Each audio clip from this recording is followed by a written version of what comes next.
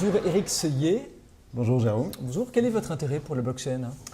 Alors, mon intérêt vient du fait que moi je travaille dans le domaine de la co-création, de la co-innovation, avec des innovateurs qui vont donner des idées, des suggestions.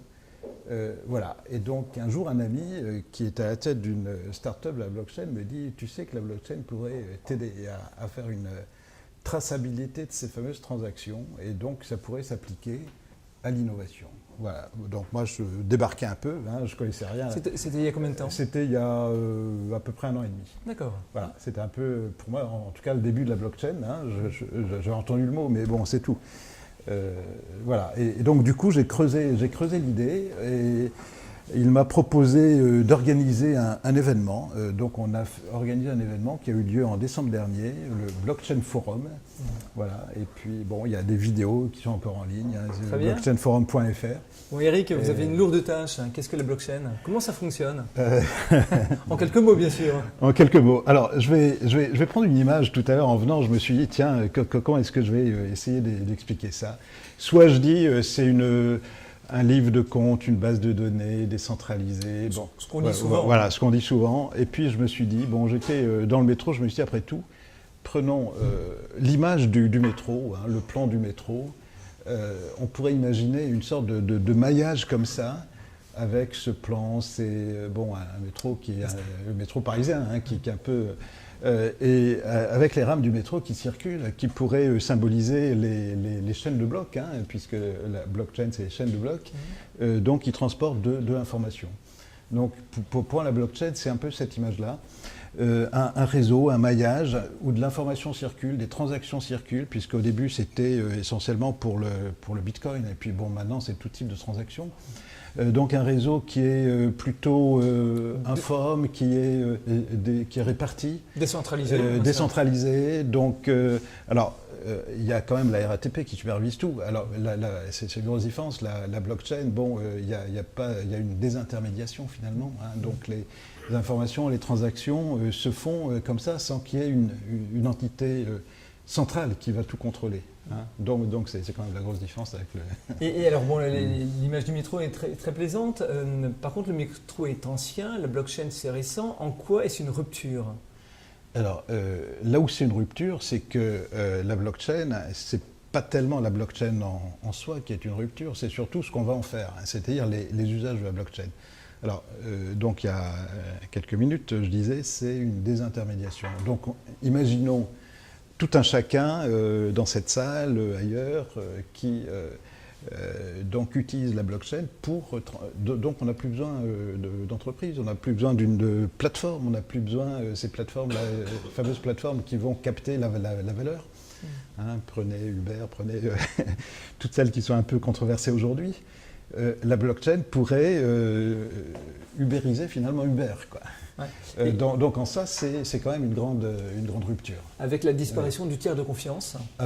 Alors malgré tout, il faut de la confiance, hein, la confiance entre utilisateurs. Un transfert du tiers de confiance en fait, si je comprends bien. Transfert du tiers de confiance aux utilisateurs qui doivent bien évidemment avoir confiance les uns les autres. Alors la blockchain permet justement ça en faisant une traçabilité de ces transactions, une capitalisation de toutes ces transactions. Donc on peut à tout moment savoir qui a émis telle ou telle information, telle ou telle transaction.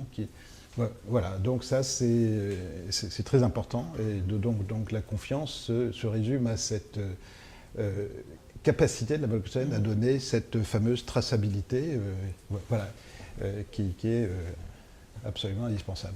Et est-ce qu'on peut avoir des domaines applicables? Est-ce que vous pouvez nous donner des exemples de domaines applicables? Alors on pense au Bitcoin bien évidemment, mais on va faire une émission spécifique dessus. Oui, alors je vais tout simplement prendre l'exemple du forum qu'on a organisé, où il y avait des ateliers participatifs.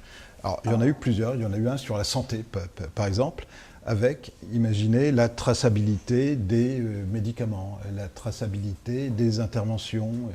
Voilà, dans le domaine de la santé, il y a, on va peut-être pouvoir tout donner des intermédiaires à ce niveau-là. Et donc on prend un médicament, qu'on perçoive bien l'élément. On prend un médicament, oui. Donc on peut avoir une traçabilité qui est accessible n'importe où. Est-ce que vous pouvez développer pour qu'on se rende bien compte de l'impact que ça va avoir? Alors, il y a une start-up qui s'appelle Block Pharma qui travaille là-dessus.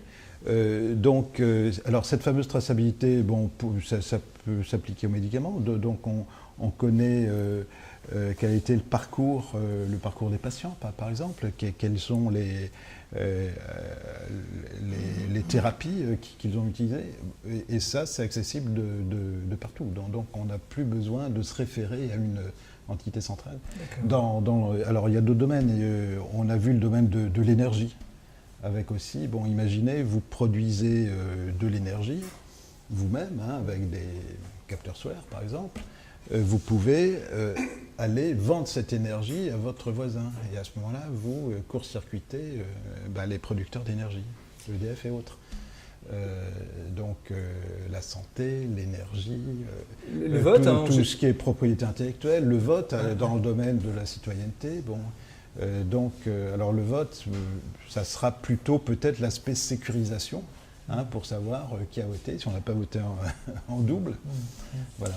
Mais, alors si je comprends bien, si on comprend bien, c'est une véritable révolution. S'il y a un transfert du tiers de confiance, ça veut dire que les banques, par exemple, l'État, pour reprendre un autre exemple, les grandes entreprises pharmaceutiques, tout ça peut alors disparaître ou se transformer ou évoluer? Alors, la plupart des professions qui servent d'intermédiaires, bon, alors, c'est effectivement dans le domaine pharmaceutique, mais aussi dans le domaine juridique, dans le domaine de la propriété intellectuelle. Imaginez des artistes qui n'ont plus besoin de passer par une maison de disques, ou la propriété intellectuelle qui est, bon, aujourd'hui, qui est gérée par des entités, par l'INPI et autres.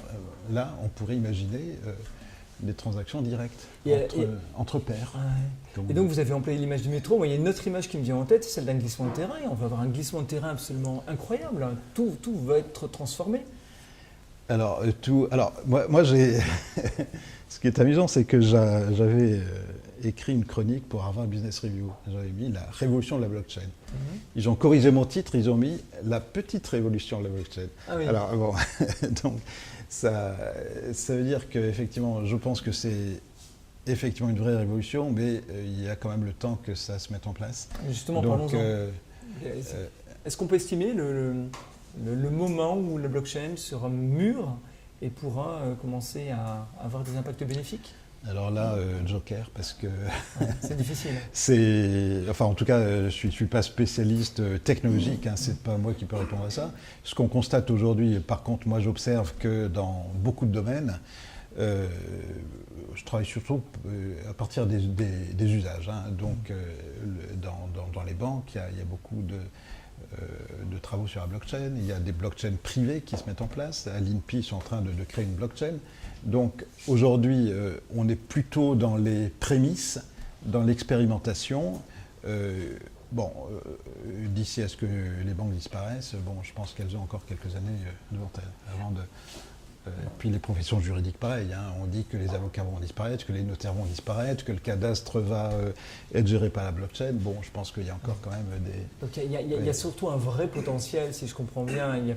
Ça ne va pas être immédiat. On est dans une réflexion longue, une mise en place qui est longue. Quels peuvent être les risques aussi? On n'a pas abordé l'aspect risque. Alors, l'aspect risque, on a parlé tout à l'heure de la confiance. Hein, de la confiance qui était tiers de confiance, qui est...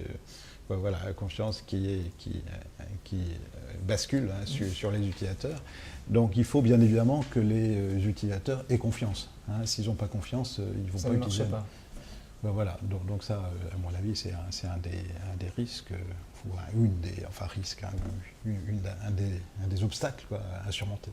Très bien. Voilà. Eric, merci. Je vous en prie.